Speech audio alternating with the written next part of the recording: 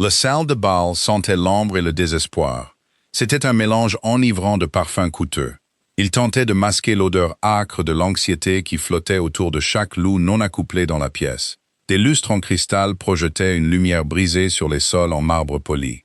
Cela créait des ombres qui semblaient pulser avec la même énergie nerveuse qui vibrait dans mes veines. Je me tenais contre le mur du fond. Mes cheveux blonds pâles étaient tirés en une simple tresse. Elles me paraissaient de plus en plus inadéquates.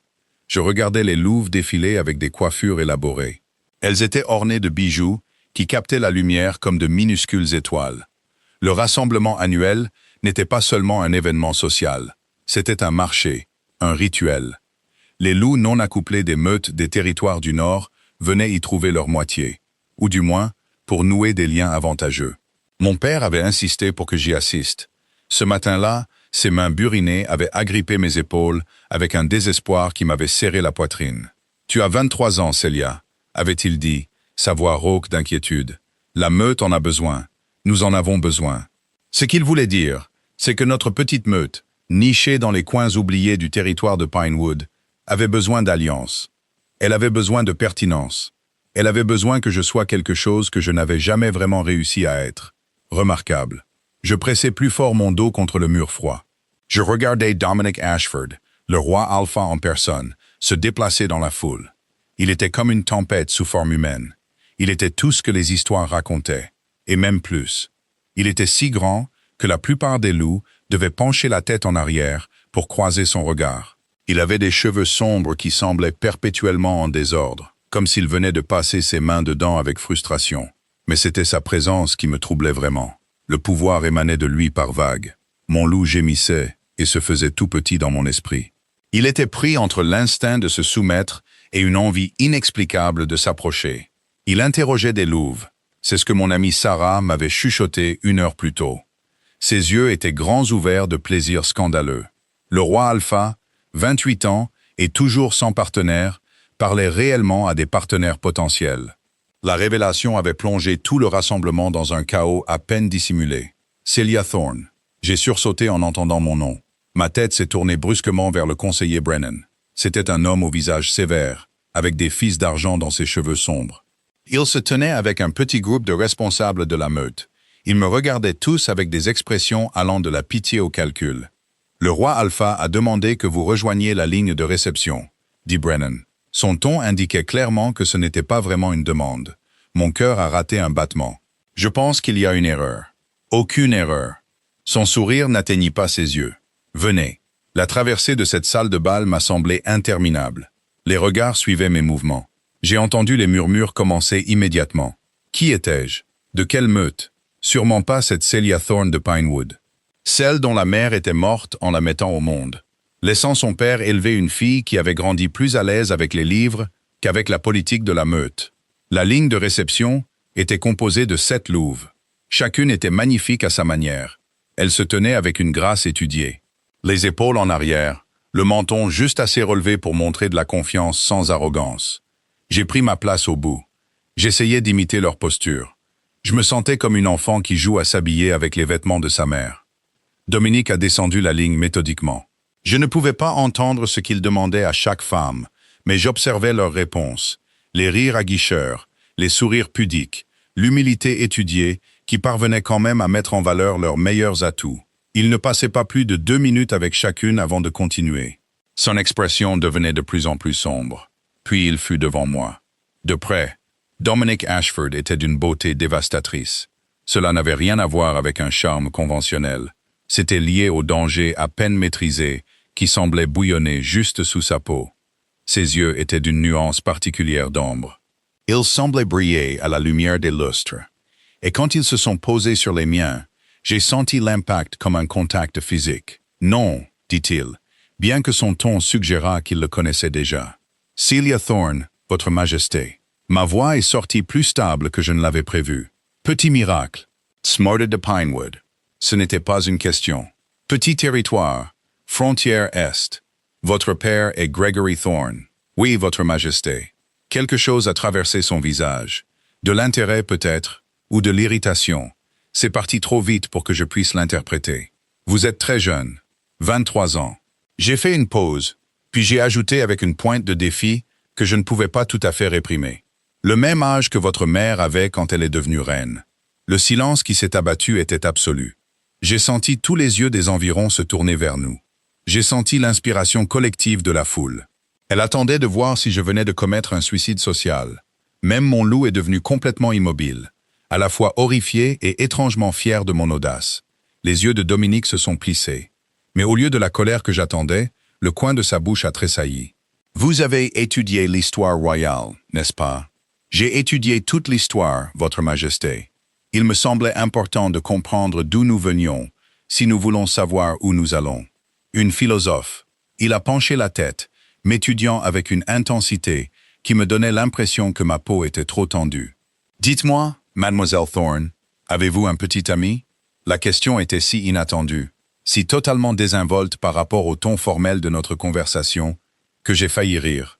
Autour de nous, j'entendais les murmures s'élever, comme le vent dans les feuilles sèches. C'était un nouveau territoire. Il n'avait rien demandé d'aussi personnel aux autres. Pas encore, Votre Majesté. Je le disais comme un simple fait. J'étais jeune, concentré sur l'aide à apporter à mon père pour gérer notre meute en difficulté. Et franchement, la plupart des mâles de Pinewood me traitaient comme la fille étrange de Gregory. Celle qui lisait trop et souriait trop peu. Mais au moment où les mots ont quitté ma bouche, j'ai réalisé comment ils pouvaient être interprétés. Pas encore. Comme si j'attendais quelqu'un. Comme si j'avais des prétendants qui attendaient dans les coulisses. Le changement chez Dominique fut instantané et terrifiant. Son corps tout entier s'est raidi. Ses muscles se sont tendus sous le costume noir formel qui coûtait probablement plus cher que la maison de mon père. L'ombre de ses yeux semblait s'assombrir. Il tourbillonnait de quelque chose de primitif et de possessif qui m'a coupé le souffle. L'air autour de nous s'est épaissi. Il était chargé d'une énergie qui a hérissé tous les poils de mon corps. « Pas encore », répéta-t-il. Sa voix est descendue à un registre qui a contourné mon cerveau. Elle est allée directement à une partie ancienne et instinctive de moi qui reconnaissait un prédateur quand elle en entendait un. Ce qui veut dire que vous envisagez quelqu'un. Ce n'était pas une question. C'était une accusation. Non, ce n'est pas... J'ai trébuché sur les mots. Soudain, j'étais très consciente de la proximité à laquelle il s'était déplacé. Il n'avait pas vraiment fait un pas vers moi, mais sa présence s'était en quelque sorte étendue. Elle m'enveloppait d'une manière qui faisait disparaître la salle de bal, la foule, tout le reste. Je voulais simplement dire que je ne suis actuellement impliqué avec personne, mais vous vous attendez à l'être, je suppose, un jour. N'est-ce pas le but de tout ce rassemblement? Mauvaise réponse. Absolument. Une réponse catastrophiquement mauvaise. La mâchoire de Dominique se serra, un muscle très sautant sous sa peau. Autour de nous, la foule était passée de curieuse à fascinée. Elle regardait cet échange comme des spectateurs à un événement sportif. Je pouvais voir le conseiller Brennan de plus en plus préoccupé, comme s'il se demandait s'il devait intervenir. « Qui est-ce » demanda Dominique. Et cette fois, il n'y avait aucune méprise sur l'ordre dans sa voix. Ce n'était pas le charmant roi Alpha qui faisait la conversation poliment. C'était un prédateur qui exigeait des réponses. « Il n'y a personne. Ne me mentez pas. » Il s'est penché. Assez près pour que je puisse sentir le cèdre et les tempêtes d'hiver.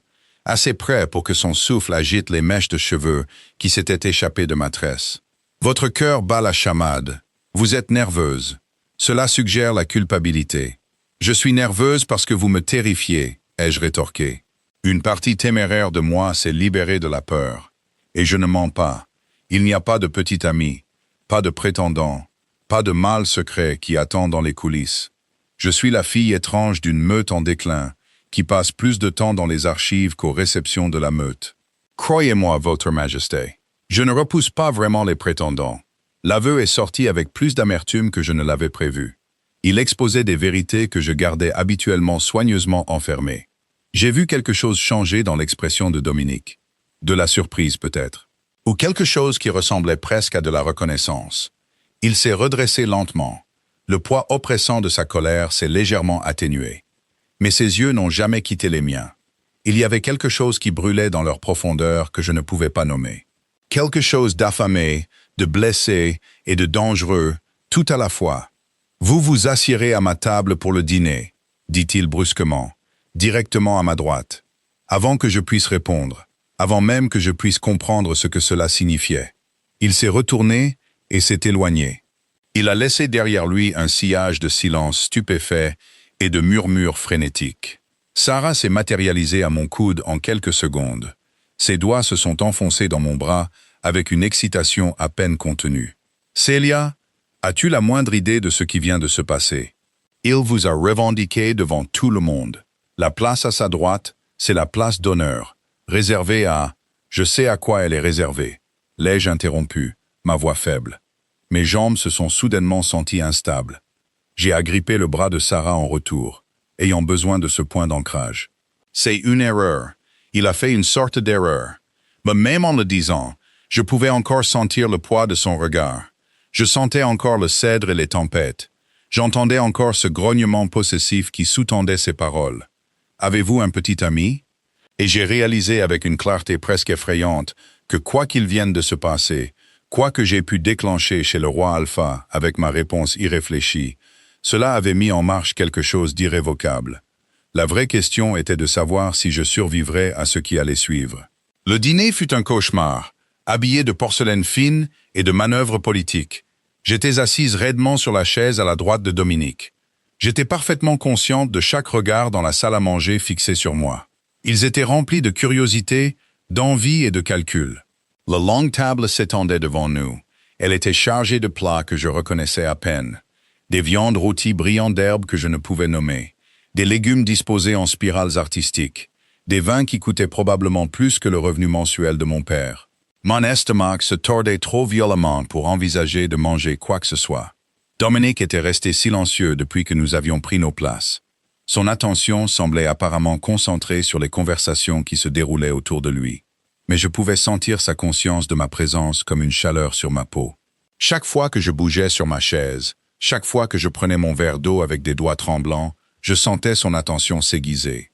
Je sentais ses yeux ambrés suivre mes mouvements, même quand sa tête ne tournait pas. « Vous ne mangez pas », dit-il soudainement. Sa voix était assez basse pour que seul moi puisse l'entendre sous le brouhaha de la conversation. « Je n'ai pas faim, Votre Majesté. » Dominique. Il a coupé un morceau de viande avec des mouvements précis, sans me regarder directement. Quand nous parlons en privé, vous m'appellerez Dominique. La présomption que nous parlerions à nouveau en privé a provoqué un battement dans ma poitrine que j'ai fermement ignoré. Ce serait inapproprié, tout comme la moitié des pensées que j'ai eues depuis que vous avez dit « pas encore », sur ce ton qui suggérait que vous cachiez quelque chose. Maintenant, il s'est tourné vers moi. L'intensité de son regard m'a fait oublier comment respirer. Alors je pense que nous avons largement dépassé le stade de nous soucier des convenances, n'est-ce pas? La chaleur m'a envahi le visage. Je ne cachais rien. Je vous l'ai dit. Vous m'avez dit ce que vous pensiez que je voulais entendre. Il s'est penché plus près, et j'ai de nouveau senti cette odeur. Le cèdre, les tempêtes d'hiver, et quelque chose de sauvage qui appelait une partie de moi que je n'avais jamais pleinement reconnue. Mais votre odeur a changé quand vous l'avez dit. Elle est devenue plus vive, plus complexe. Je ne sais pas ce que vous étiez gêné, continua-t-il, comme si je n'avais pas parlé. Pas coupable, pas trompeuse, gêné parce que vous admettiez être seul. La justesse de son observation m'a laissé sans voix. Autour de nous, le dîner continuait. Des chefs de meute discutaient de conflits de territoire.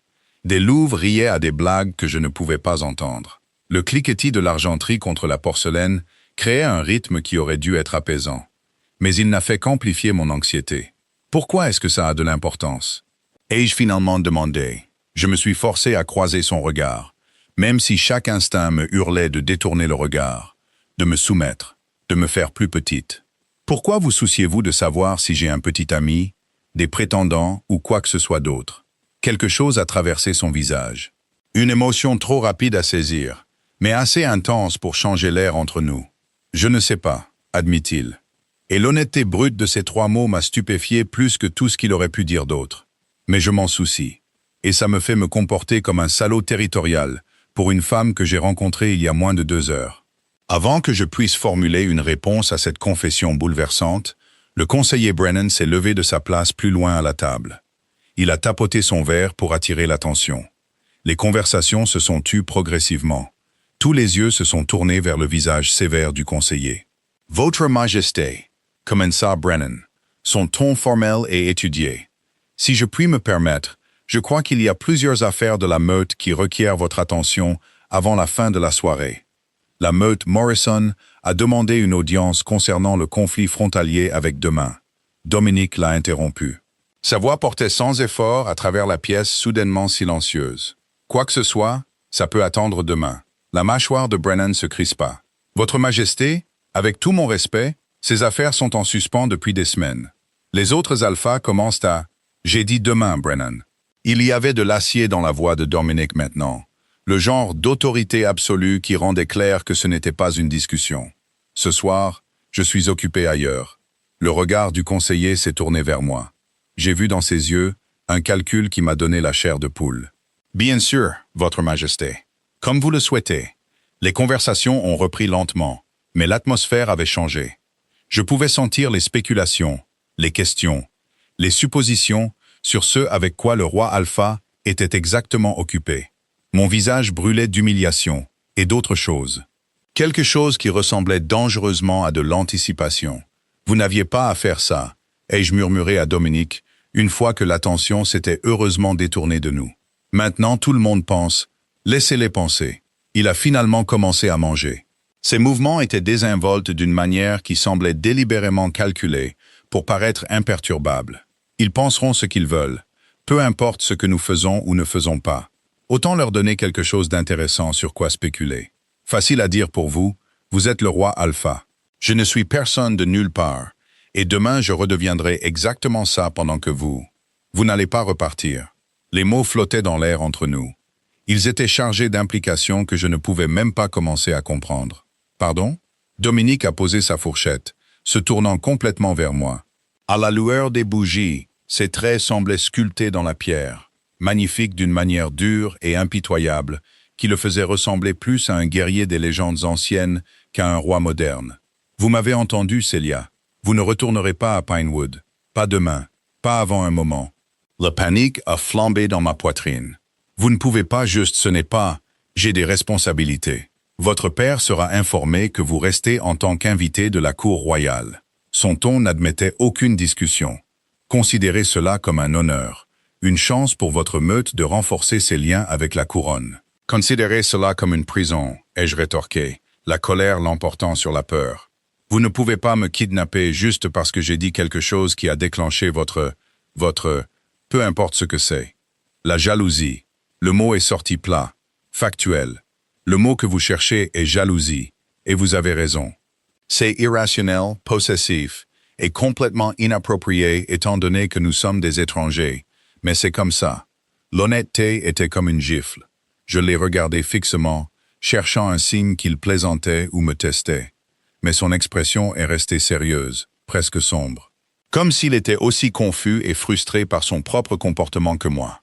Pourquoi ai-je chuchoté? Si je le savais, je ne serais pas assis ici à prendre des décrets que je regretterais probablement demain. Il a pris son verre de vin, a bu une longue gorgée. Mais il y a quelque chose chez vous.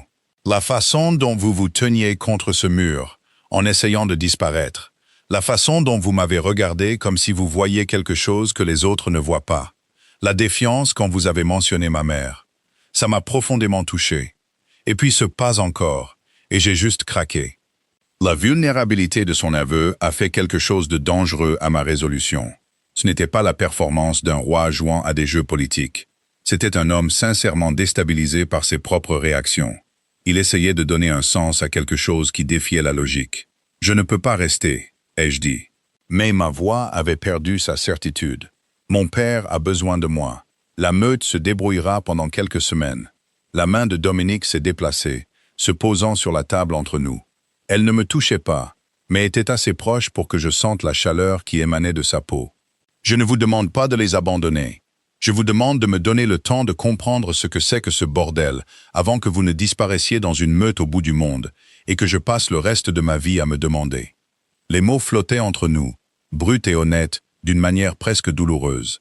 Autour de nous, le dîner continuait. Des chefs de meute nouaient des alliances. Des louves se positionnaient pour obtenir un avantage.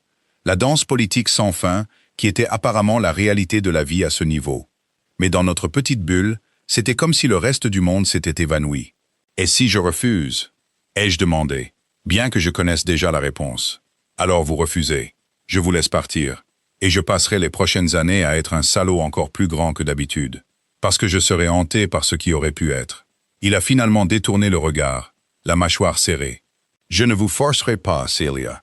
Malgré ce que vous pourriez penser, je n'ai pas vraiment l'habitude de kidnapper les femmes qui m'intriguent.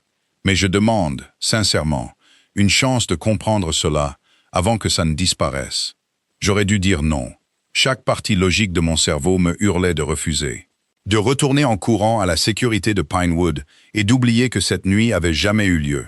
Le roi Alpha était dangereux d'une manière qui n'avait rien à voir avec la force physique. C'était lié à la façon dont il semblait voir à travers toutes les défenses que j'avais soigneusement construites. Mais il y avait quelque chose dans sa voix. Une solitude qui reflétait la mienne. Une confusion qui suggérait qu'il était tout aussi perdu que moi dans cette étrange attraction entre nous. Et sous ma peur, sous mes objections logiques, quelque chose de sauvage et de téméraire me chuchotait que peut-être, juste peut-être, c'était le genre de chance qui ne se présente qu'une fois dans une vie. 2 semaines, je me suis entendu dire, et j'ai regardé ses épaules relâcher une tension que je n'avais pas réalisé qu'il portait. Je resterai 2 semaines.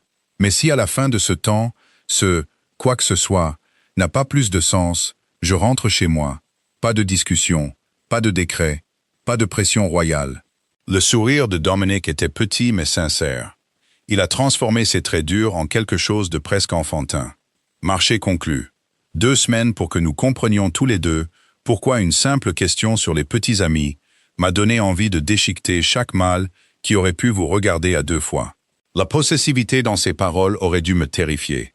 Au lieu de cela, elle a envoyé un frisson le long de ma colonne vertébrale que j'ai absolument refusé d'examiner de trop près. Le reste du dîner s'est déroulé dans un flou de regards volés et de conversations prudentes. Dominic m'a présenté à plusieurs chefs de meute, sa main effleurant occasionnellement le creux de mon dos dans des gestes qui semblaient désinvoltes, mais qui étaient tout sauf ça.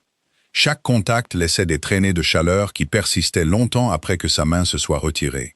Je me suis retrouvé hyper consciente de chaque mouvement de son corps, de chaque souffle, de chaque fois que ses yeux ambrés croisaient les miens à travers la table.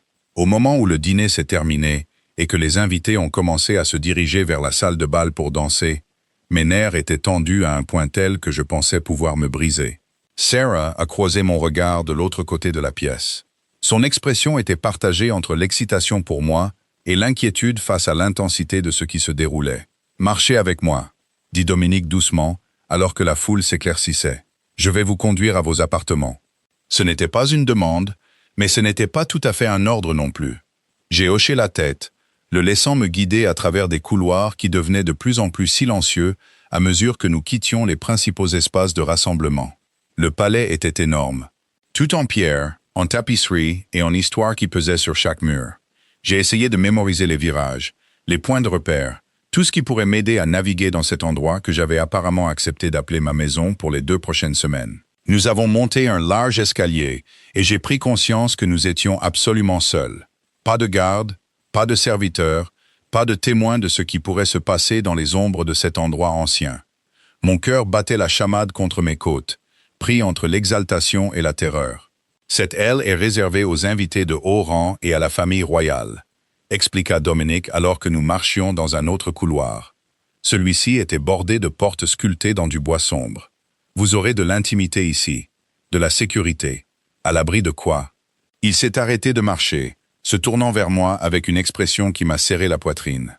Des loups qui vous verront comme une menace, de ceux qui essaieront d'utiliser votre soudaine élévation à leur avantage, des politiques de la cour qui peuvent dévorer quelqu'un de non préparé en quelques jours. Il a fait une pause, puis a ajouté doucement « Et de moi, quand vous en aurez besoin ». L'aveu flottait dans l'air entre nous, lourd de sens. « Et si je ne veux pas être à l'abri de vous ?» Les mots m'ont échappé avant que je puisse les retenir, audacieux, téméraires et complètement honnêtes. Les yeux de Dominic se sont assombris, et pendant un moment, j'ai cru qu'il allait combler la distance entre nous. Au lieu de cela, il a fait un pas délibéré en arrière. Il a mis entre nous un espace qui ressemblait à une blessure physique. « Alors vous êtes plus dangereuse que je ne le pensais, » dit-il, sa voix rauque. « Et je suis dans de bien plus beaux draps que je ne l'imaginais. » Il s'est retourné et s'est éloigné. Il m'a laissé seul dans le couloir, le cœur battant la chamade. J'avais la certitude que je venais d'accepter quelque chose qui allait tout changer. Les 3 premiers jours se sont écoulés dans un étrange flou de routine et de chaos. Les matinées commençaient avec Elena, une louve d'âge mûr désignée comme ma suivante. Elle arrivait avec le petit déjeuner et des vêtements bien plus élégants que tout ce que j'avais possédé à Pinewood. Elle parlait peu, mais son efficacité était réconfortante. Une présence stable dans un monde qui semblait de plus en plus instable. Je mangeais en regardant le soleil se lever sur les jardins du palais. J'essayais de réconcilier la fille que j'avais été avec celle que je devenais. Dominique était partout et nulle part. Je l'apercevais dans les couloirs, entouré de conseillers et de chefs de meute. Son expression était sculptée dans la glace, alors qu'il gérait les demandes sans fin du pouvoir. Parfois, nos regards se croisaient dans les cours ou à travers les portes. L'intensité de son regard me coupait le souffle. Mais il ne s'approchait jamais, ne me cherchait jamais. Comme si ce moment devant ma porte, cet aveu de danger et de problème, l'avait effrayé et poussé à la retraite. Ça me rendait lentement folle. Le 4e matin, je me suis réveillé au son de voix devant ma porte. Pas le doux coup d'Elena, mais des tons masculins durs qui portaient la marque indubitable d'une dispute. Absolument inacceptable. Le roi Alpha ne peut pas simplement installer une inconnue dans l'aile royale sans « surveiller votre langage, conseiller ». C'était une voix que j'avais appris à reconnaître. Jackson, l'un des gardes personnels de Dominique. Stable, imperturbable et farouchement loyal. Elle est ici par décret du roi. Cela fait d'elle quelqu'un de très important. Elle est une distraction, rétorqua Brennan. Il a manqué 3 réunions du conseil, reporté des audiences avec des alphas en visite. Et hier, il a failli arracher la tête de Morrison pour une simple question sur les limites du territoire. Tout ça parce qu'il est obsédé par une fille d'une meute si petite qu'elle apparaît à peine sur nos cartes. Les mots m'ont frappé comme des coups physiques. Je me suis approché de la porte. Mon loup s'agitait, agité par le mépris dans la voix de Brennan. Peut-être que cela en dit plus sur ce qu'il voit en elle que sur ce qu'elle est, répondit froidement Jackson. Maintenant, si vous voulez bien m'excuser, j'ai mes devoirs. Votre devoir est envers la couronne, pas d'encourager la dernière lubie de notre roi. La voix de Brennan baissa, prit un ton plus sombre. Elle partira dans 1 semaine et demie. Elles partent toutes. Et quand elle partira, il devra faire face aux conséquences de responsabilités négligées et de relations endommagées avec des meutes qui se sont senties insultées d'être rejetées pour passer du temps avec une inconnue. La poignée de la porte a tourné avant que je puisse reculer. Je me suis retrouvé face à l'expression sévère de Brennan. Le regard inquiet de Jackson était juste derrière lui. Les 2 hommes se sont figés. Ils ne s'attendaient clairement pas à me trouver réveillé et à portée de voix. « Mademoiselle Thorne », dit Brennan, se remettant rapidement. Son sourire était étudié, vide. « J'espère que vous trouvez vos appartements satisfaisants. »« Parfaitement satisfaisants. Merci. » J'ai gardé ma voix égale, refusant de le laisser voir à quel point ces mots m'avaient blessé. « Bien que je sois curieuse, si vous avez des inquiétudes concernant ma présence, ne serait-il pas plus approprié de les présenter directement au roi, plutôt que d'en discuter dans les couloirs? Quelque chose a brillé dans les yeux de Brennan. De la surprise peut-être, ou du respect. En effet. Mes excuses si nous vous avons dérangé. Si vous voulez bien m'excuser. Il est passé rapidement, me laissant seul avec Jackson, qui semblait partagé entre l'amusement et l'inquiétude. Il n'a pas tort, n'est-ce pas? Ai-je demandé doucement. Sur le fait que je sois une distraction. Jackson m'a étudié un long moment, puis a souri légèrement. Le roi n'est plus lui-même depuis le rassemblement, mais je ne dirais pas nécessairement que c'est une mauvaise chose. Il est différent, plus présent, en quelque sorte, même quand il s'occupe de ses affaires. Comme s'il avait quelque chose qui valait la peine de revenir. Il a fait une pause, puis a ajouté. Il demande de vos nouvelles, chaque jour, ce que vous faites, si vous êtes à l'aise, si vous avez semblé malheureuse. La révélation a envoyé une vague de chaleur dans ma poitrine. Il ne m'a pas parlé depuis des jours. Parce qu'il est terrifié. L'honnêteté de Jackson était surprenante. Je sers Dominique depuis 6 ans, et je ne l'ai jamais vu avoir peur de quoi que ce soit. Mais ce que vous lui faites ressentir, ça lui fiche une peur bleue. Avant que je puisse répondre, des pas ont résonné dans le couloir. Nous nous sommes tous les 2 tournés pour voir Dominique lui-même approcher, et mon cœur s'est immédiatement emballé. Il portait des vêtements plus simples aujourd'hui, un pantalon sombre et une chemise ajustée qui le rendaient en quelque sorte plus dangereux que sa tenue de cérémonie. Et ses cheveux étaient en désordre, comme s'il y avait passé les mains à plusieurs reprises. « Jackson, laissez-nous un moment », dit Dominique, ses yeux ne quittant jamais les miens. Le garde a hoché la tête et a disparu avec une discrétion étudiée, nous laissant seuls dans le couloir inondé de lumière matinale. « J'ai entendu Brennan, dit Dominique sans préambule. Je venais vous trouver quand j'ai senti son odeur près de votre porte. » Sa mâchoire se serra. Ce qu'il a dit était exact. J'ai croisé les bras. J'étais soudain très consciente que j'étais encore en chemise de nuit, mes cheveux blonds pâles détachés et non coiffés. Vous m'avez évité, négligé vos responsabilités et apparemment causé des dommages politiques à cause de quoi que ce soit. C'est ce que vous pensez. Il s'est approché, et je me suis forcé à tenir bon, même si chaque instinct me hurlait de fuir ou de combler la distance entre nous. Que je néglige mes responsabilités, n'est-ce pas le cas? Je restructure mes priorités. Il s'est arrêté juste en deçà de ce qui serait considéré comme une distance appropriée, assez près pour que je voie l'épuisement qui ombrait ses yeux. Et oui, cela inclut de prendre le temps de comprendre pourquoi une femme que je connais à peine a réussi à bouleverser tout ce que je pensais comprendre de moi-même. C'est peut-être ça le problème. Les mots sont sortis plus secs que prévu. Vous êtes tellement occupé à essayer de comprendre que vous ne faites rien en réalité. Nous avons convenu de 2 semaines pour voir si cela avait un sens, mais nous ne pouvons pas le faire si vous vous cachez dans des réunions du conseil et que je suis enfermé dans ma chambre comme un vilain secret. Son expression s'assombrit. Vous n'êtes pas un vilain secret. Alors que suis-je? Ai-je défié? Que faisons-nous, Dominique? Parce que pour l'instant, j'ai l'impression que nous attendons tous les deux qu'une réponse apparaisse comme par magie, pendant que le reste de votre monde s'effondre autour de nous. Le silence s'est étiré entre nous, lourd de choses non dites. Puis, brusquement, Dominique a tendu la main et a attrapé la mienne. Le contact a envoyé une décharge électrique le long de mon bras, et j'ai haleté sous l'intensité. « Venez avec moi, dit-il. Où? Quelque part où nous pourrons vraiment parler sans les conseiller, la politique et les attentes. » Sa prise s'est resserrée, et il y avait quelque chose de presque désespéré dans ses yeux. « S'il vous plaît, j'aurais dû exiger plus d'informations. J'aurais dû insister pour changer de vêtements, arranger mon apparence, maintenir un semblant de convenance. Au lieu de cela, je me suis retrouvé à hocher la tête et à le laisser me tirer le long du couloir. Nous avons traversé le palais comme des voleurs. Nous avons emprunté des passages de service et des escaliers dérobés que Dominique naviguait avec l'aisance d'une longue familiarité.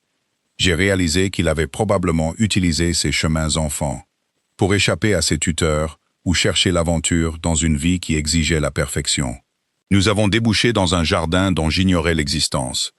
Un espace sauvage niché derrière les jardins officiels où la nature avait pu pousser avec une intervention minimale. Des arbres centenaires s'étendaient au-dessus de nos têtes. Leurs branches créaient une canopée qui filtrait la lumière du soleil en motif d'encens. Le bruit de l'eau courante nous a menés à un petit ruisseau qui bouillonnait sur des pierres lisses. L'air sentait la terre, les plantes en croissance et la liberté. « Je venais ici quand j'étais jeune, » dit Dominique, relâchant enfin ma main.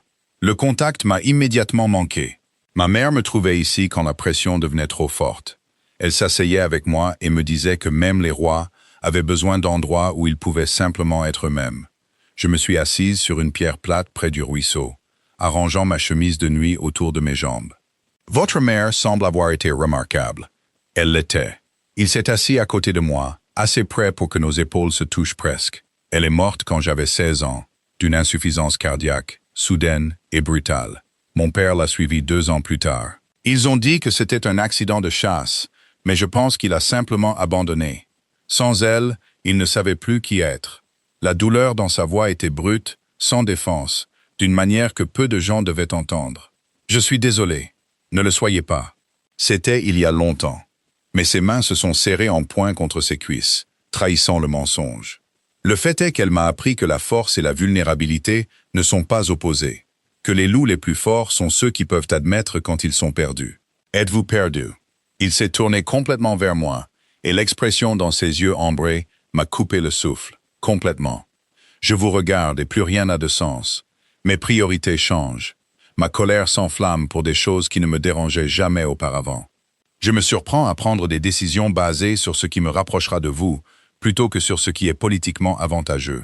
Il a ri, mais il n'y avait aucun humour là-dedans. Brennan a raison. Je suis dans tous mes états à cause de vous. Je n'ai pas demandé ça, ai-je chuchoté. Je sais. C'est ce qui rend les choses pires. Vous existez simplement. Vous êtes vous-même. Et d'une manière ou d'une autre, c'est suffisant pour me faire remettre en question tout ce que je pensais vouloir de la vie.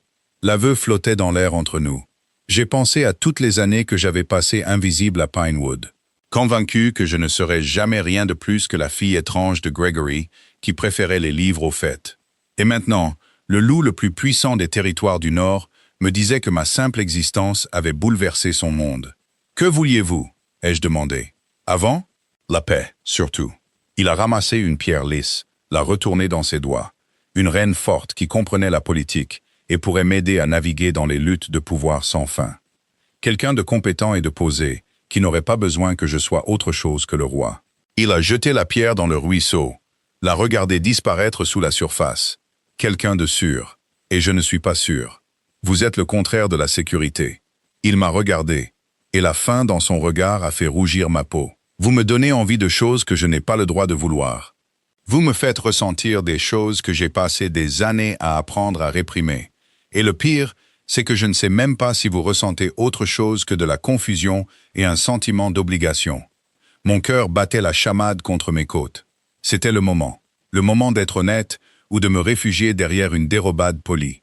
J'ai pensé aux 4 derniers jours de regards volés et de distances prudentes.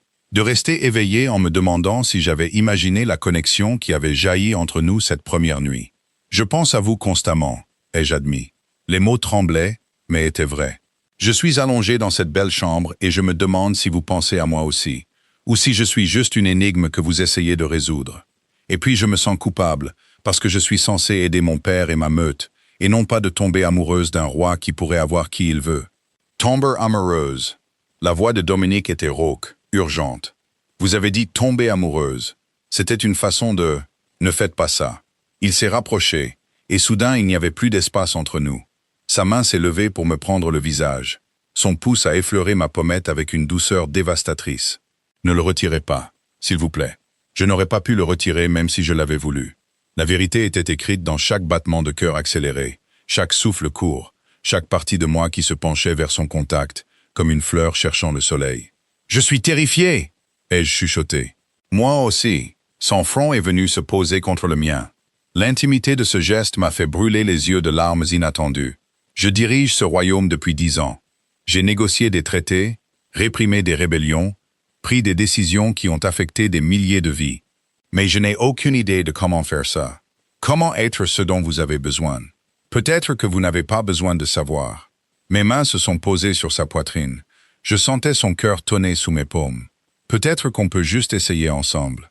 Le baiser, quand il est venu, ne ressemblait en rien à ce que j'avais imaginé. Il n'y avait pas de séduction étudiée, pas de passion calculée. Au lieu de cela, il était hésitant et explorateur, comme si nous essayions tous les deux de communiquer des choses pour lesquelles nous n'avions pas de mots. Ses lèvres étaient douces contre les miennes, interrogatives, et quand j'ai soupiré dans le contact, il a émis un son bas dans sa gorge qui a envoyé une cascade de chaleur dans tout mon corps. Il s'est séparé lentement, respirant fort. Nos fronts étaient toujours pressés l'un contre l'autre. Comme si se séparer complètement pouvait briser quelque chose de fragile et de précieux. « 2 semaines ne vont pas suffire, » dit Dominique, sa voix brisée. « Non, ai-je convenu, mes doigts se crispant sur sa chemise.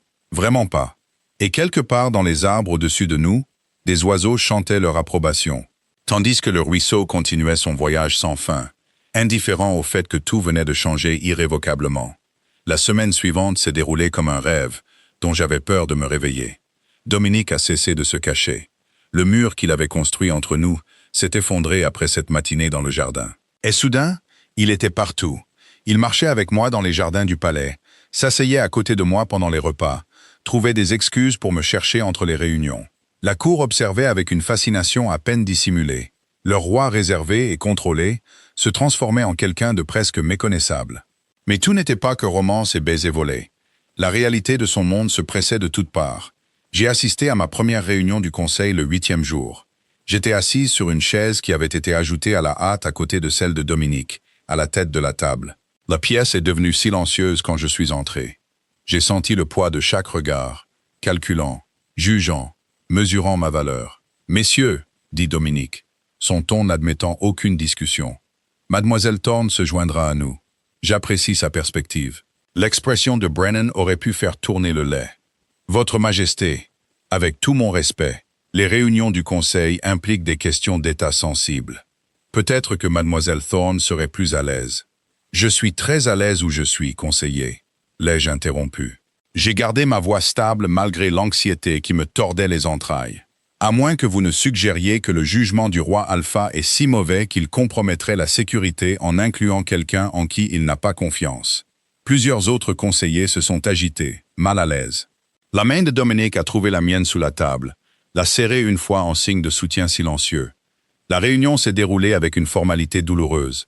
Ils ont discuté de conflits frontaliers, d'allocation de ressources, de plaintes de petites meutes qui se sentaient négligées au profit de territoires plus grands. J'ai écouté attentivement, notant les courants sous-jacents de pouvoir et de ressentiment qui coulaient sous chaque déclaration supposément neutre. La meute de Pinewood, dit Brennan à un moment donné, ses yeux trouvant les miens avec une précision prédatrice, a demandé des ressources supplémentaires pour la réparation des infrastructures. Cependant, étant donné leur taille et leur insignifiance stratégique, j'ai recommandé que nous refusions la pétition. La chaleur m'a envahi le visage, mais je me suis forcé à rester calme. Insignifiance stratégique. Pinewood borde les montagnes de l'Est. Ces sommets sont la première ligne de défense contre les incursions des territoires sauvages. Les considérer comme insignifiants semble peu judicieux. Avec tout mon respect, mademoiselle Thorne, vous n'êtes guère objective. Vous non plus. L'ai-je interrompu en me penchant en avant. Vous avez rendu votre opinion sur moi très claire, conseiller. Mais cela ne change pas les faits. Pinewood est peut-être petite, mais elle a une utilité. Les négliger affaiblit tout le réseau de sécurité frontalière. Le silence est tombé. Je pouvais sentir l'attention de Dominique sur moi, intense et évaluatrice. Quand j'ai finalement osé le regarder, j'ai trouvé quelque chose comme de la fierté qui brillait dans ses yeux ambrés. Mademoiselle Thorne soulève un point valide, dit-il, sa voix portant une autorité absolue. Approuvez les ressources pour Pinewood. Ed Brennan, à l'avenir, essayez de séparer vos sentiments personnels de vos recommandations professionnelles. C'est indigne de vous. La réprimande était subtile, mais sans équivoque. La mâchoire de Brennan se serra, mais il hocha la tête avec raideur. Je m'étais fait un ennemi, ai-je réalisé. Pas seulement un adversaire, mais quelqu'un qui travaillerait activement contre moi. La pensée aurait dû me terrifier. Au lieu de cela, je me sentais étrangement calme, comme si une partie de moi avait attendu ce combat toute ma vie. Après la réunion, Dominique m'a entraîné dans un couloir vide. Ses mains encadraient mon visage avec une tendresse qui contrastait vivement avec l'acier qu'il avait montré dans la salle du conseil. « Tu as été magnifique, dit-il. » Et l'admiration brute dans sa voix a fait faiblir mes genoux. J'étais terrifié. Je sais, c'est ce qui a rendu ça magnifique. Il m'a embrassé, lentement et profondément, et je me suis fondu en lui comme si j'avais fait ça toute ma vie. Tu n'as pas reculé. Tu ne t'es pas excusé d'exister. Tu as juste tenu bon. Il va me rendre la vie difficile maintenant. Qu'il essaye. L'expression de Dominique s'est durcie. Il oublie que c'est moi qui décide qui reste et qui part. Et tu restes. La certitude dans ses paroles m'a fait frissonner. Vraiment? Si tu le veux. Son pouce a tracé ma lèvre inférieure, et j'ai frémi. Nos 2 semaines sont presque écoulées, mais je ne veux pas que tu partes, Célia. Je veux que tu restes. Pas comme une invitée, pas comme une distraction temporaire, mais comme la mienne. La possessivité aurait dû m'irriter. Au lieu de cela, elle a allumé quelque chose de sauvage et de féroce dans ma poitrine. La tienne. Si tu veux de moi. Sa voix a baissé, est devenue vulnérable. Je sais que je ne suis pas facile. Je sais que ce monde est brutal et compliqué, et que tu feras face à l'opposition chaque jour. Mais je te promets que je me battrai pour toi, toujours. Dans les salles de conseil, les salles de bal, et partout où quelqu'un essaiera de diminuer ce que tu es.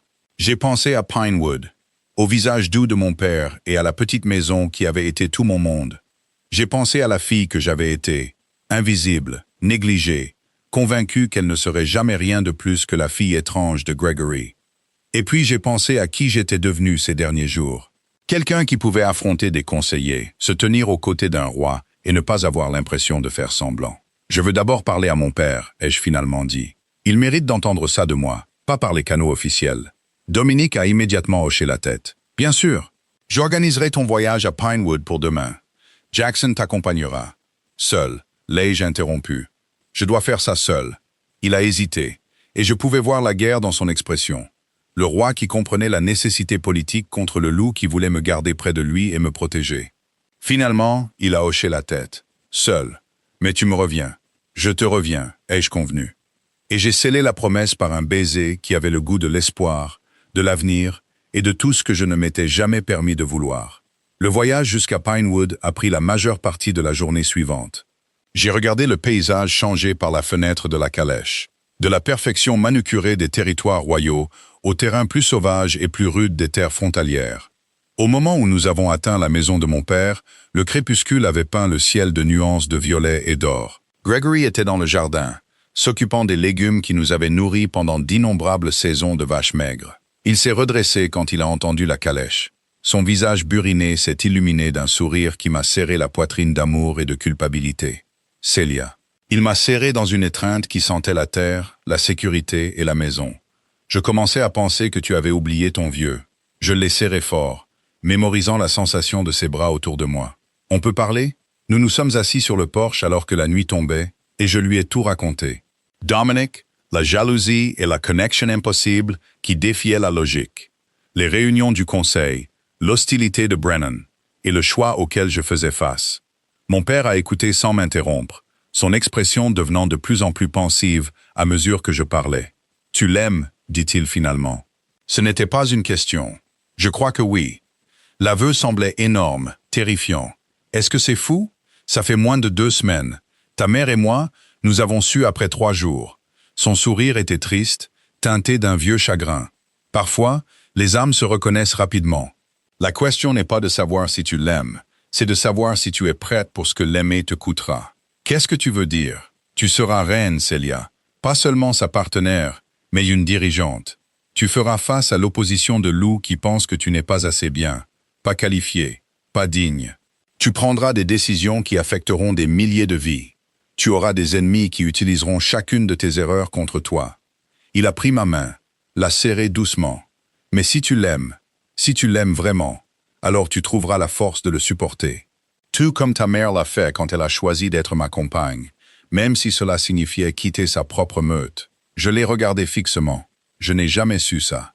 Qu'elle a quitté sa meute pour toi. Elle était censée s'accoupler avec le fils de leur alpha.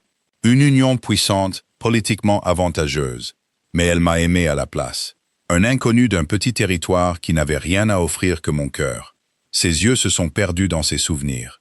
Sa famille l'a renié. Sa meute l'a rejeté, mais elle ne l'a jamais regretté. Elle m'a dit un jour que choisir l'amour plutôt que la sécurité était la chose la plus courageuse qu'elle ait jamais faite. Les larmes ont brouillé ma vision. Elle me manque. À moi aussi, ma chérie. Chaque jour, il m'a serré contre lui, et je me suis laissé redevenir sa petite fille. Juste pour un moment. Mais je vois tellement d'elle en toi. Ce même courage, ce même cœur féroce. Si tu aimes ce roi qui est le tien, s'il te fait sentir que tu es exactement celle que tu es censée être, alors ne laisse pas la peur t'arrêter. Ne laisse pas les opinions de loup à l'esprit étroit te faire douter de ta valeur. Nous sommes restés assis dans un silence confortable alors que les étoiles apparaissaient une par une, peignant des constellations dans l'obscurité. J'ai pensé à ma mère, au choix qu'elle avait fait, et à la vie qu'elle avait construite malgré le coup. J'ai pensé à la fille que j'avais été, et à la femme que je devenais. La meute a besoin de soutien, ai-je finalement dit. Des ressources, de l'attention, du respect. Si je fais ça, si je reste avec Dominique, je m'assurerai que Pinewood obtienne ce dont elle a besoin. Nous nous débrouillerons quoi qu'il arrive, mais je pouvais entendre le soulagement dans sa voix. Promets-moi juste que tu ne fais pas ça pour nous. Promets-moi que tu le choisis parce que c'est ce que tu veux. Je te le promets. Et c'était vrai. Quels que soient les avantages politiques qui pourraient en découler, quelles que soient les portes qui pourraient s'ouvrir ou se fermer, la vérité fondamentale était simple. Je voulais Dominic. Je voulais son intensité et sa vulnérabilité, sa force et sa peur. Je voulais construire quelque chose avec lui que ni l'un ni l'autre n'aurions pu créer seuls. J'ai passé la nuit dans mon ancienne chambre. J'étais entouré de livres, de souvenirs et des fantômes de celle que j'étais. Mais quand le matin est venu, j'étais prête. Prête à quitter cet endroit qui m'avait façonné. Prête à entrer dans un avenir qui me terrifiait et m'exaltait à parts égales. Mon père se tenait sur le porche alors que je me préparais à partir. J'ai vu des larmes dans ses yeux pour la première fois depuis les funérailles de ma mère. « Rends-moi fière, Célia. Je le ferai. » Je l'ai serré férocement dans mes bras. Je t'aime, papa. Je t'aime aussi. Maintenant va. Ton roi est probablement en train de faire les 100 pas dans le palais en t'attendant. » L'image m'a fait rire, et j'ai emporté cette légèreté avec moi alors que la calèche s'éloignait de Pinewood. J'ai regardé la silhouette de mon père devenir plus petite au loin. J'ai regardé la seule maison que j'ai jamais connue disparaître derrière les arbres. Et je n'ai ressenti aucun regret, seulement de l'anticipation, parce que je rentrais à la maison. Juste une maison différente. Le palais est apparu alors que le soleil commençait sa descente. Tout en pierre, en force et en permanence. Mais j'ai à peine eu le temps de l'apprécier avant que la porte de la calèche ne s'ouvre en grand. Dominique était là. Il m'a sorti et m'a prise dans ses bras, avec un désespoir qui parlait d'heures passées à s'inquiéter. « Tu es revenu. » Il a respiré contre mes cheveux. J'avais promis que je le ferais. Je me suis reculé juste assez pour voir son visage, pour cataloguer le soulagement, la joie et l'amour qui transformait ses traits durs en quelque chose d'une beauté déchirante. Et je tiens toujours mes promesses. Reste avec moi. Ses mains ont encadré mon visage. Son pouce a essuyé une larme que je n'avais pas réalisé avoir versée. Pas pour 2 semaines ou 2 mois, mais pour toujours. Sois ma reine, Célia. Tiens-toi à mes côtés. Bats-toi avec moi. Et construisons quelque chose que ni l'un ni l'autre ne pourrions créer seuls. J'ai pensé au courage de ma mère, à la douce sagesse de mon père, à la fille qui s'était tenue contre un mur en essayant de disparaître, et à la femme qui avait appris à tenir bon. J'ai pensé aux réunions du conseil, aux ennemis politiques, et aux 1000 défis qui viendraient. Et sous tout cela, j'ai pensé aux yeux ambrés, à l'odeur de cèdre, et à une connexion qui avait réécrit tout ce que je pensais savoir sur moi-même. Oui, ai-je dit, et j'ai regardé son monde, notre monde, se remodeler autour de ce simple mot. Oui, je serai ta reine. Le baiser qui a suivi avait le goût des promesses tenues, des avenirs conquis, et d'un amour qui n'avait rien à voir avec la logique, et tout à voir avec des âmes qui se reconnaissaient à travers des distances impossibles. Et quelque part dans le palais, je savais que Brennan et d'autres comme lui complotaient probablement leur opposition. Mais qu'ils viennent. J'avais passé toute ma vie à être sous-estimé, rejeté, négligé. Il était temps de leur montrer ce qui se passait quand la fille invisible entrait enfin dans la lumière. L'annonce a eu lieu 3 jours plus tard. Elle a été faite avec toute la cérémonie et la formalité que de telles déclarations exigent. Je me tenais à côté de Dominique sur le grand balcon qui surplombait la cour principale. Je regardais des centaines de loups se rassembler en dessous. Le soleil brillait au-dessus de nos têtes, faisant scintiller la foule assemblée comme une chose vivante. Tous les visages étaient tournés vers le haut, les yeux curieux, attendant d'entendre ce que leur roi avait à dire. La main de Dominique a trouvé la mienne, sa prise ferme et rassurante. Prête? Non, ai-je admis. Mais faisons-le quand même. Son sourire fut rapide, privé, destiné uniquement à moi. Puis son expression a changé. Elle est devenue le masque d'autorité qu'il portait si bien. Il s'est avancé pour s'adresser à son peuple. Pendant 10 ans, je vous ai dirigé seul. Sa voix a porté à travers la cour, amplifiée par l'acoustique naturelle de l'espace. J'ai pris des décisions, forgé des alliances et protégé nos territoires sans partenaire à mes côtés. Beaucoup d'entre vous ont remis en question ce choix. Beaucoup se sont demandé quand je prendrai une reine. La foule s'est agitée. Des murmures ont parcouru l'assemblée, comme le vent dans le blé. J'ai attendu parce que je refusais de choisir une alliance politique plutôt qu'une véritable connexion. J'ai attendu parce que je croyais que la louve qui se tiendrait à mes côtés devrait le faire par amour, pas par ambition. Il s'est tourné vers moi, et la tendresse dans son regard m'a coupé le souffle. Je l'attendais, elle. Il m'a attiré vers l'avant, et soudain, j'étais visible pour tout le monde. Des centaines d'yeux se sont fixés sur moi avec curiosité, scepticisme, calcul. Mon loup s'est approché de la surface. Il était pris entre l'envie de se soumettre sous tant d'attention et l'étrange et féroce fierté de se tenir aux côtés de Dominique. Celia Thorne, de la meute de Pinewood sera ma reine, a annoncé Dominique, sa voix résonnant d'une certitude absolue. Elle est sage et courageuse, compatissante et forte. Elle m'a défié, m'a soutenu et m'a montré à quoi ressemble un véritable partenariat. Quiconque doutera de sa valeur devra me répondre. La dernière phrase portait une pointe d'avertissement qui a fait que plusieurs loups dans la foule se sont agités, mal à l'aise. Mais alors, quelque chose d'inattendu s'est produit. Quelque part au milieu de l'assemblée, un loup a poussé un hurlement d'approbation, puis un autre. et un autre. En quelques instants, la cour était remplie de ce son, un chœur d'acceptation qui a résonné dans mes os et m'a mis les larmes aux yeux. Tout le monde ne s'est pas joint à eux. Je pouvais voir des poches de silence. Des loups dont les expressions allaient de la désapprobation à l'hostilité ouverte. Brennan se tenait parmi eux. Son visage était un masque prudent qui ne pouvait pas tout à fait cacher son mécontentement. Mais ils étaient minoritaires, noyés par la vague écrasante de soutien de loups, qui se souciaient apparemment plus du bonheur de leur roi que des manœuvres politiques. Dominique m'a serré contre lui, a déposé un baiser sur ma tempe, qui a provoqué de nouveaux hurlements d'approbation de la foule. « Bienvenue à la maison, ma reine », a-t-il murmuré contre ma peau. Les semaines qui ont suivi ont été un baptême du feu. Je me suis plongé dans l'apprentissage de tout ce que je pouvais sur la politique des meutes, la gestion territoriale et le réseau complexe de relations qui maintenait le Royaume-Uni. Dominic était patient mais exigeant. Il m'a poussé à penser de manière critique, à remettre en question les suppositions, à développer ma propre perspective plutôt que de simplement faire écho à la sienne. Les réunions du Conseil sont devenues mon champ de bataille. Brennan a poursuivi sa subtile campagne de sape. Il remettait en question mes recommandations, soulignait mon inexpérience, suggérait que le temps de la reine serait peut-être mieux employé à des activités plus appropriées. Mais j'avais appris à me défendre avec des faits et de la logique, à nouer des alliances avec d'autres conseillers qui appréciaient la substance plutôt que la tradition. Le conflit frontalier de Morrison, ai-je dit lors d'une réunion particulièrement houleuse, en étalant des cartes sur la table. Vous l'avez abordé comme un problème territorial, mais le vrai problème est la pénurie de ressources. La rivière qui traverse la zone contestée a dévié plus au sud chaque année à cause de l'érosion en amont. Aucune des deux meutes ne se dispute réellement pour la terre. Elle se dispute l'accès à l'eau. Le conseiller Davies, un loup plus âgé, qui avait d'abord été sceptique à mon égard, s'est penché pour étudier les cartes. Si c'est vrai, alors la solution n'est pas de redessiner les frontières, c'est de s'attaquer à l'érosion. Exactement. J'ai montré plusieurs endroits marqués.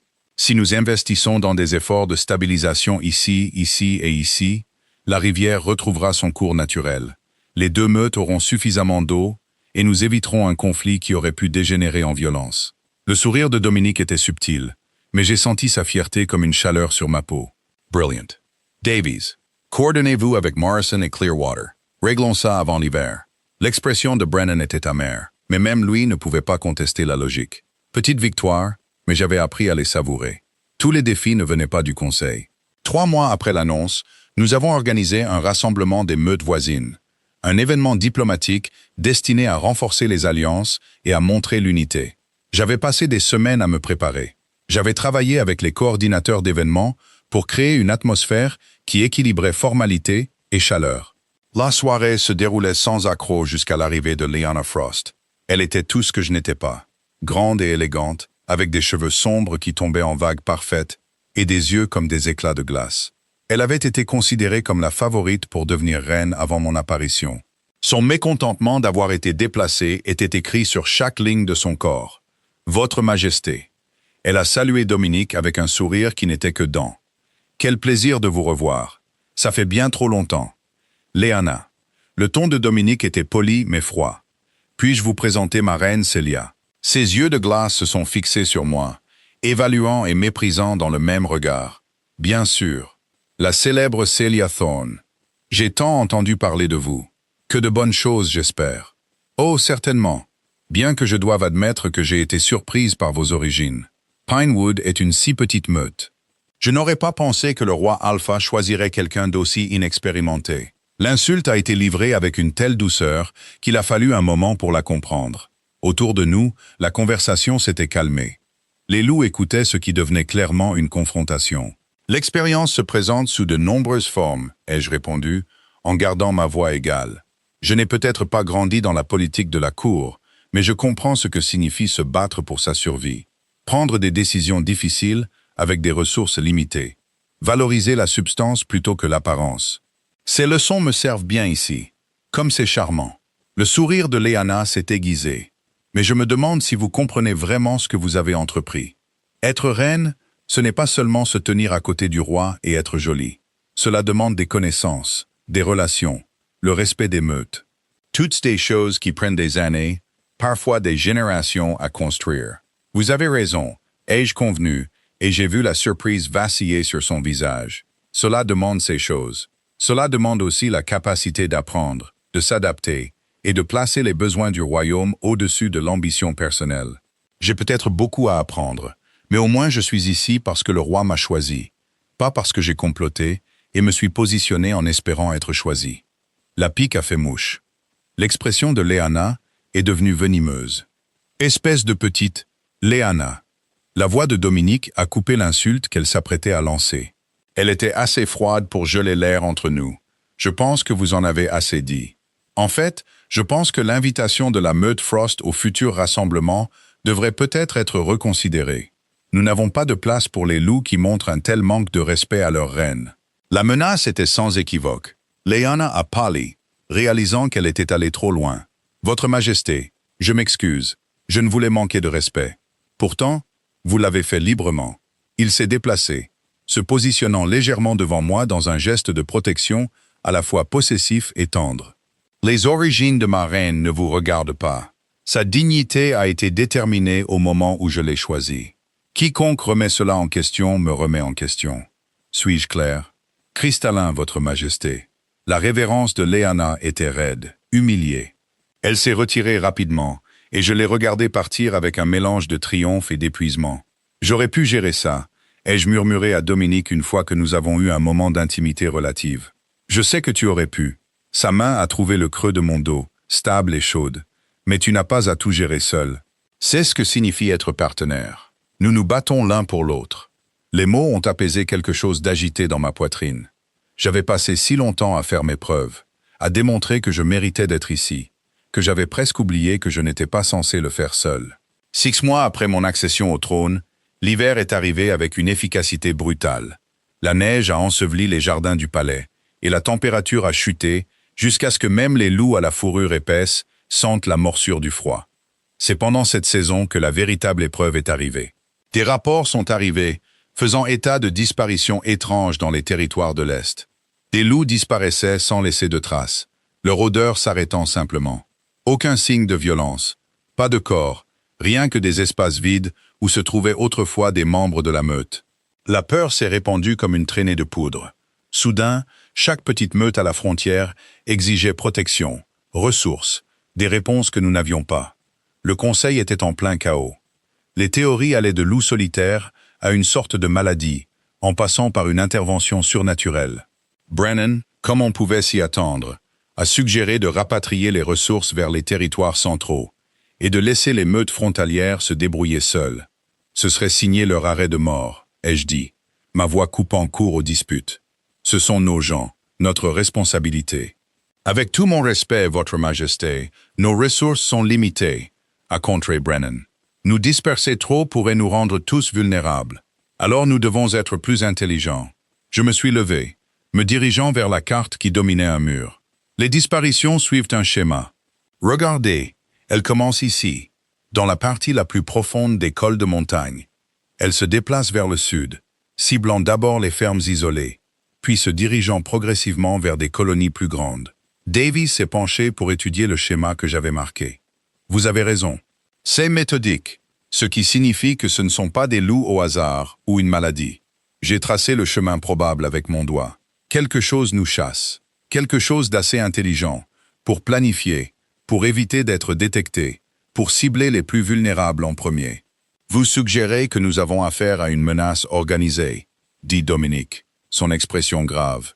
Je suggère que nous devons cesser de réagir et commencer à anticiper. Je me suis tourné vers le conseil. Nous savons où mène le schéma. Nous pouvons tendre un piège. Fortifier la prochaine cible probable. Positionner nos combattants les plus forts. Et enfin obtenir des réponses sur ce à quoi nous sommes confrontés. Brennan a ouvert la bouche pour objecter, mais Dominique a levé la main. La stratégie de la reine est solide. Davies, coordonnez-vous avec les meutes frontalières. Brennan, organisez nos meilleurs trackers et combattants. Je veux que ce soit réglé avant que d'autres loups ne disparaissent. L'opération a pris 2 semaines à organiser. J'ai insisté pour faire partie de l'équipe d'intervention, malgré la résistance initiale de Dominique. Nous nous sommes disputés à ce sujet pendant des heures. Sa peur pour ma sécurité luttait contre son respect pour mon jugement. Je dois être là, ai-je finalement dit, épuisé de me battre. Pas parce que j'essaie de prouver quelque chose, mais parce que ce sont aussi mes gens. Si je dois être leur reine, je ne peux pas diriger depuis un lieu sûr pendant qu'ils affrontent le danger. S'il t'arrive quelque chose, alors tu t'assureras que celui qui a fait ça le regrette pour le reste de sa très courte vie. J'ai pris son visage entre mes mains, le forçant à me regarder dans les yeux. Je sais que tu as peur. J'ai peur aussi. Mais la peur ne peut pas être ce qui nous guide. Fais-moi confiance pour être intelligente, pour être prudente, pour te revenir. Il m'a tenu près de lui cette nuit-là, et j'ai mémorisé la sensation de ses bras autour de moi. Le battement régulier de son cœur, l'odeur de cèdre et de tempête qui était devenue ma maison. Le piège a été déclenché une nuit où la lune était pleine et brillante, transformant la neige en un champ de diamants. Nous avons attendu en silence, positionnés autour d'une petite colonie qui correspondait parfaitement au schéma. Les heures ont passé avec rien d'autre que le vent, le froid et la tension de l'attente. Puis ils sont venus. Pas des loups, rien de naturel. Des créatures qui se déplaçaient comme des ombres ayant pris forme. Leurs yeux brillaient d'un vert maladif, et leurs mouvements défiaient la physique. Ils ont afflué vers la colonie comme de l'eau, silencieux et mortels, s'attendant clairement à une proie facile. Au lieu de cela, ils nous ont trouvés. La bataille fut brève mais brutale. Ces choses, des spectres, comme quelqu'un les a appelés plus tard, étaient fortes mais vulnérables aux attaques coordonnées. Nous avons agi comme une seule unité.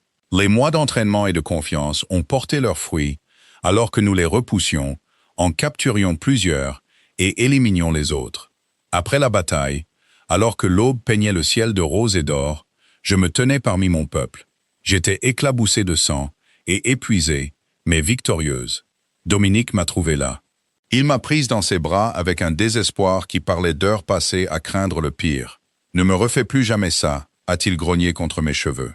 Pas de promesse, mais je l'ai serré tout aussi fort, reconnaissante d'être en vie, d'être tenue dans ses bras, d'avoir trouvé cet amour impossible qui avait tout remodelé. Le printemps est finalement arrivé, comme toujours. Les spectres capturés ont fourni des informations sur une faction qui tentait d'affaiblir le royaume par les bords. Un complot qui avait échoué parce que nous l'avions déjoué tôt, parce que nous avions travaillé ensemble, parce que j'avais refusé de laisser la peur dicter la stratégie. Le respect du conseil à mon égard a changé après cette nuit-là. Même Brennan, bien qu'il ne serait jamais chaleureux, me traitait avec une reconnaissance à contre-cœur de mes capacités. Je m'étais prouvé non par droit de naissance ou par manœuvre politique, mais par courage et compétence. Plus important encore, je me l'étais prouvé à moi-même. 1 an après ce premier rassemblement, Dominique et moi nous tenions de nouveau sur le balcon surplombant la cour. Mais cette fois, au lieu d'annoncer nos fiançailles, nous célébrions notre anniversaire. La foule en bas était plus grande, plus diverse. Des loups de territoire qui avaient été des étrangers se tenaient maintenant ensemble comme des alliés. « Le regrettes-tu parfois ?» demande Dominique doucement, son bras autour de ma taille. « D'avoir abandonné ta vie tranquille pour tout ce chaos ?» J'ai pensé à Pinewood, à la fille que j'avais été, qui ne voulait rien de plus que d'être invisible. J'ai pensé aux batailles menées et gagnées, aux ennemis créés et aux alliés forgés, aux 1000 façons dont j'avais été testé et transformé. J'ai pensé à la lettre de mon père ce matin-là, pleine de fierté, d'amour et de nouvelles, que Pinewood prospérait avec le soutien et les ressources que nous avions fournis. Pas un seul instant, ai-je dit, et je le pensais de chaque fibre de mon être. C'est exactement là où je suis censé être. Il m'a embrassé alors, doucement, tendrement et plein de promesses. Et la foule en bas a hurlé son approbation. Le son s'est propagé à travers les territoires comme un chant d'unité et d'espoir. J'étais venu ici, n'étant personne de nulle part, n'attendant rien. J'avais trouvé l'amour, un but et une force que je ne savais pas posséder. J'étais devenu une reine non par droit de naissance, mais par choix. Son choix et le mien. Et alors que le soleil se couchait sur notre royaume, peignant le ciel de nuances de feu et d'or, je savais avec une certitude absolue que ce n'était que le début. Il y aurait d'autres défis, d'autres ennemis, d'autres moments de peur et de doute. Mais il y aurait aussi l'amour, le partenariat et la certitude d'avoir trouvé ma place. Pas malgré qui j'étais, mais grâce à cela.